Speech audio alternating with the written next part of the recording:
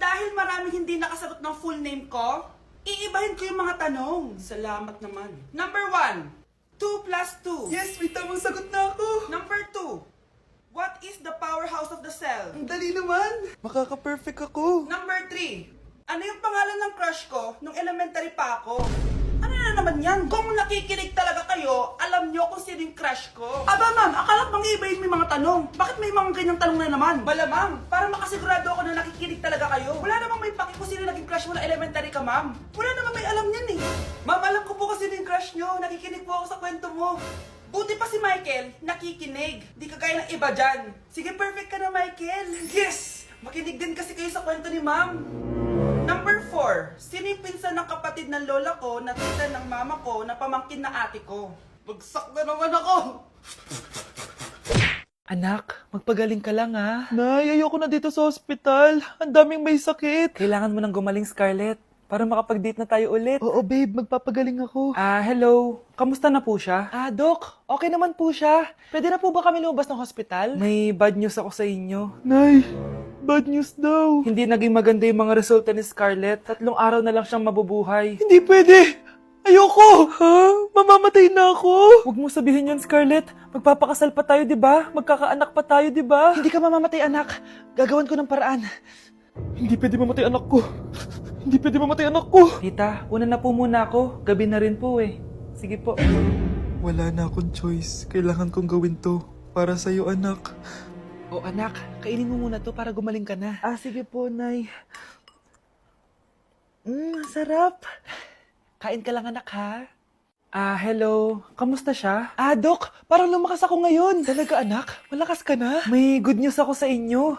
Naging okay lahat ng results ni Scarlett. Grabe, parang himala. Pwede na kayong lumabas dito sa ospital. Makakalabas na tayo ng ospital, Nay! Oo, anak! Gagawin ko lahat para sa'yo, anak. Sa wakas, nakauwi na din tayo, Nay. Namiss ko tong bahay natin. At dahil dyan, pagluluto kita na paborito mong ulam, anak, para di ka na magkasakit. Grabe, ang sarap naman neto, Nay. Parang kakaiba yung karne neto, pero ang sarap. Kain ka lang, ha? Teka, Nay. Dumating po ba yung boyfriend ko? Nandito siya, anak. Totoo, Nay? Nasaan siya? Babe! Ayan siya. Kinakain mo.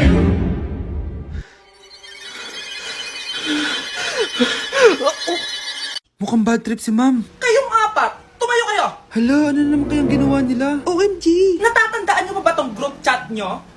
Paano nalaman ni ma'am yung GC namin? Patay kami nito. Ang gagaling nyo! Mag-uumpisa tayo kay Scarlett. Ako po, ma'am.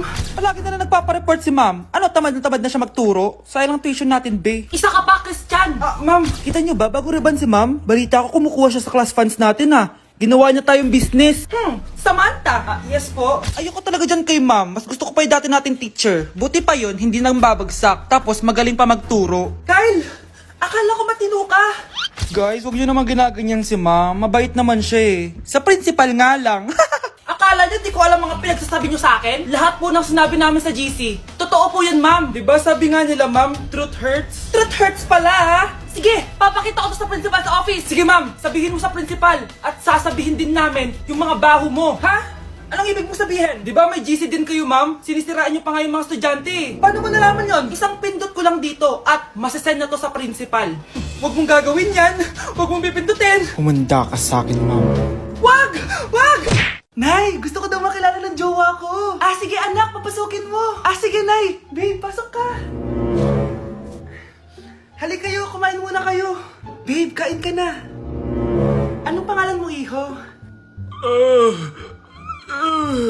Anak, hindi ba to nagsasalita? Baka nahihiya lang yan, Nay. Ikaw talaga, babe. Sige, kain na kayo.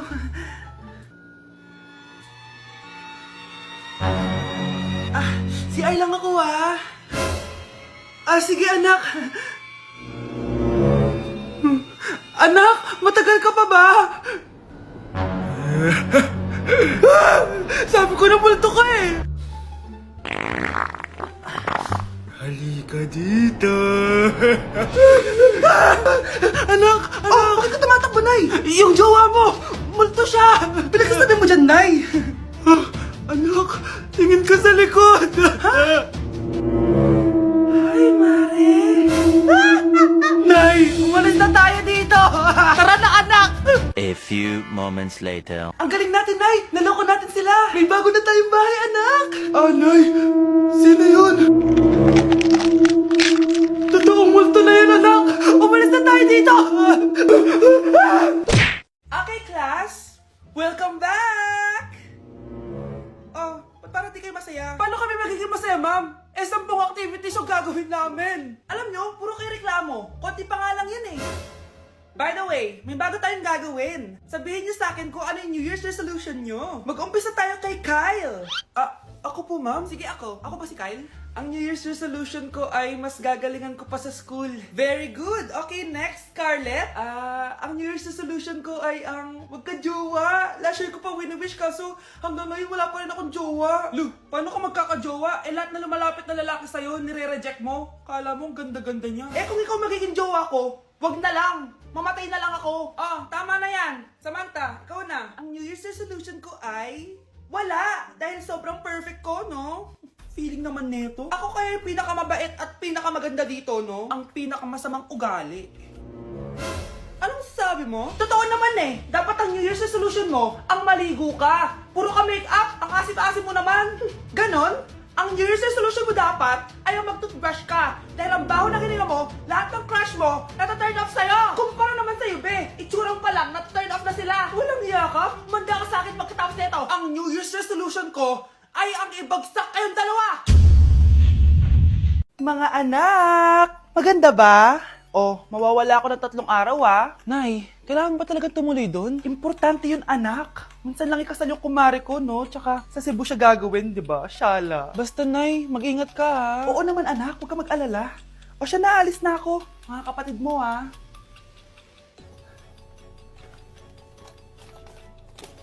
Saan yung wallet ko? Ay, kuya! Balik tayo sa bahay. Nakalimutan ko yung wallet ko. Ano ba yan? Maliliit na ako. Saan na ba yan? Ano ba yan? Oras na. Mabuhay, ma'am. Welcome to Air Philippines. How can I help you? Ay. Miss. Dito po ba yung flight VD415? Yes po, ma'am. Check ko lang po. As per dito, ma'am, nakaalis na po yung aeroplano. Ha? Hindi ako pwede malit sa kasal na kumari ko. Kailangan ko umabol. Ma'am, kailangan niyo po ulit mag-rebook ka. So, ang next available flight is bukas pa po, ma'am. Ano ba yan? Gawin mo ng paraan. Diyos ko, sayang lang pera ko. Wala palang kwenta tong airlines niyo eh. Uwi na nga lang ako. Sorry, ma'am. Nay, nandito ka na agad? Akala ko ba 3 araw ka mawawala? Di ayun, naiwan ako na aeroplano. Alam mo, parang pinipigilan talaga ako ng universe makaalis eh. Nay, buksan mo yung TV. Ha? Bakit? Breaking news! Nandito tayo ngayon sa site kung saan nag-crash ang flight VD415. Ayon sa mga otoridad, walang nakaligtas sa mga pasahero nito. Kaya pala, kung nakasakay ako dun sa aeroplano na yun, patay na ako ngayon.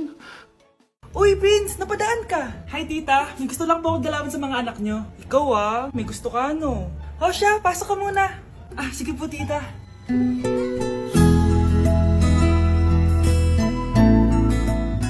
Hoy, Brianna! Magay ka kay Prince! Hi, Brianna. I'm Prince. I'm Brianna. Oo, yung sipon mo. Thank you. Kumain na muna kayo. Salamat po pala sa pagpapakain sa akin. Masarap yan. Masarap ba?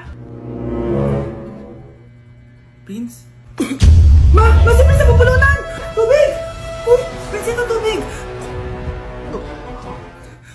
Salamat, Brianna. Pinakaba mo ako? Pasensya ka na nabulunan ka tuloy. Okay lang po, tita. Ang totoo po nga niyan may gusto po akong ligawan sa mga anak nyo. Sino? Gusto ko pong ligawan si... Ako na ba yung niligawan niya?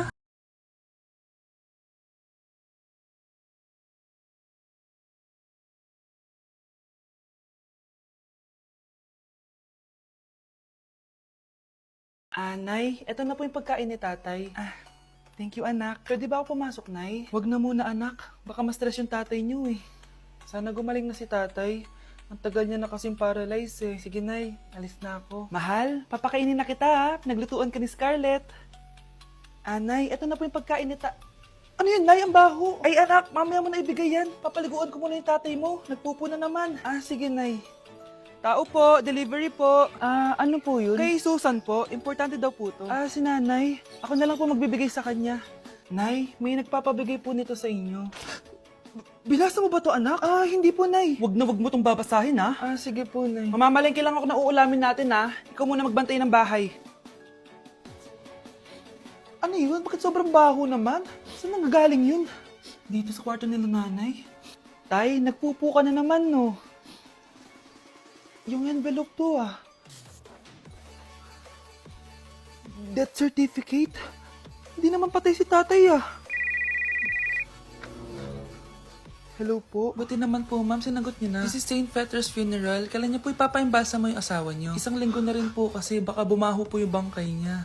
Anak, alam kong nasa kwarto ka ng tatay mo. Si nanay!